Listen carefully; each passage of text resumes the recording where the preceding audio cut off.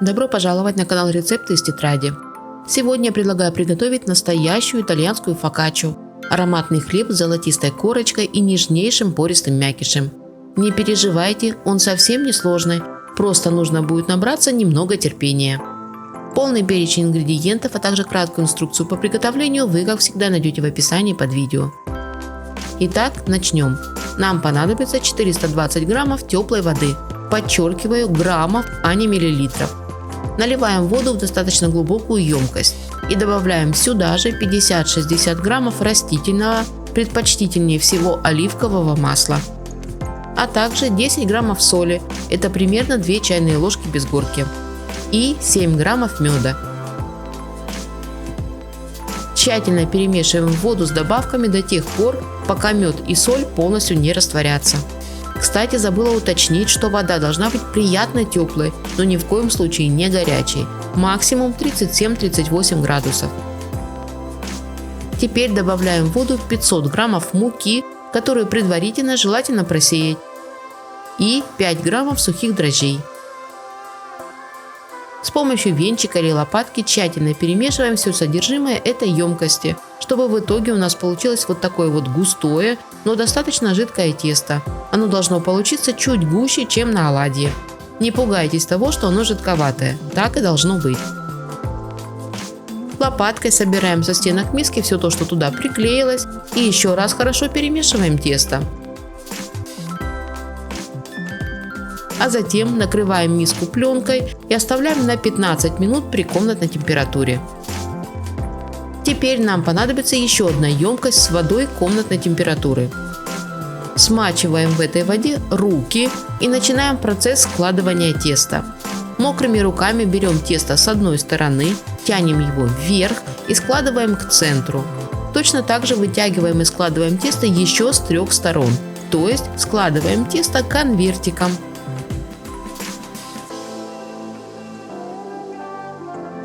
Снова накрываем емкость тестом пленкой или крышкой и оставляем на 15 минут при комнатной температуре. Процесс вытягивания и складывания повторяем еще 3 раза с интервалом в 15 минут. То есть всего должно получиться 4 раза.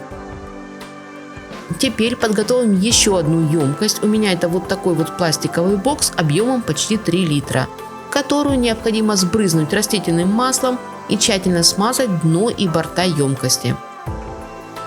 Также я рекомендую смазать растительным маслом и крышку, которой эта емкость будет накрываться с внутренней стороны.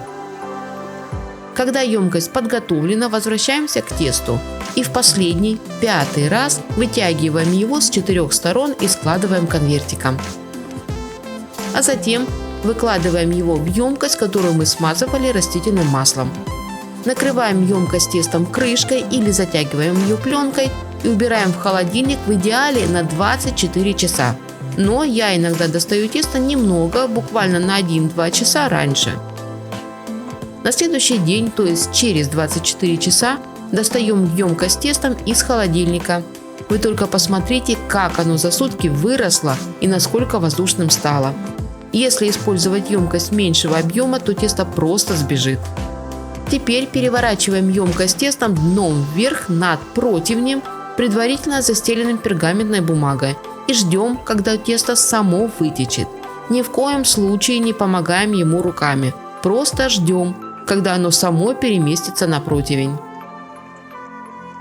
Затягиваем противень с тестом пленкой, а затем накрываем полотенцем и оставляем при комнатной температуре на 2-3 часа, чтобы тесто хорошо согрелось.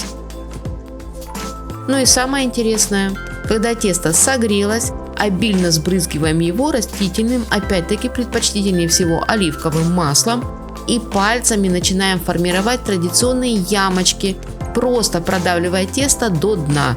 К слову, вот на этих кадрах видно, что тесто дышит буквально как живой организм. Но продолжаем формировать ямочки, которые являются неотъемлемой частью настоящей фокаччи, и одновременно с этим помогаем тесту распределиться по всему противню. Когда вам кажется, что ямочек уже достаточно, можно добавить немного вкусностей и ароматностей.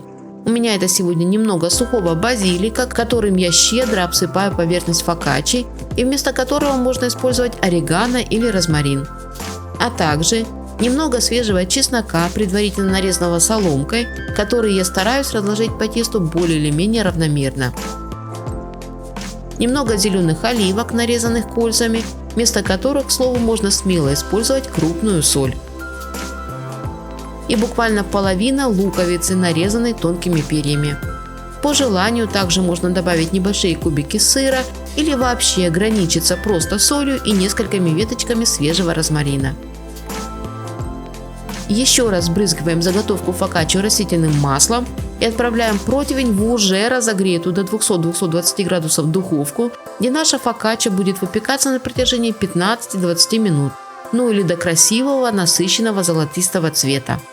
Готовую и такую красивую аппетитную фокаччо достаем из духовки и даем ей немного остыть. Вы только посмотрите, какой золотистой, и даже через экран видно, воздушной она получилась.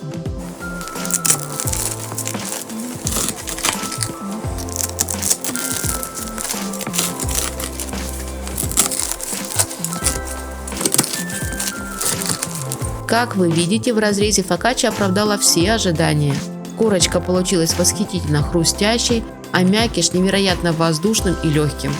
Подавать фокаччо можно просто так, в качестве хлеба, который так приятно отламывать прямо руками, и наслаждаться безупречным вкусом свежеиспеченного хлеба и ароматом оливкового масла, приправ и чеснока с луком.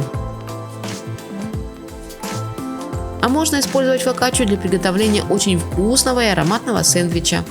Достаточно просто разрезать кусок фокаччо вдоль на две половинки, смазать обе половинки нежнейшим сливочным сыром, на одну половинку выложить свежий хрустящий салат, несколько кусочков салями или прошутто, кусочек любого твердого сыра или, как у меня, бри, накрыть все это великолепие второй половинкой фокаччо и наслаждаться вкуснейшим и очень ароматным домашним сэндвичем собственноручного приготовления, который одновременно передает и мягкость настоящей итальянской фокаччи, и нежность сливочного сыра, и хрусткость свежего салата, и насыщенность солями и прошутто.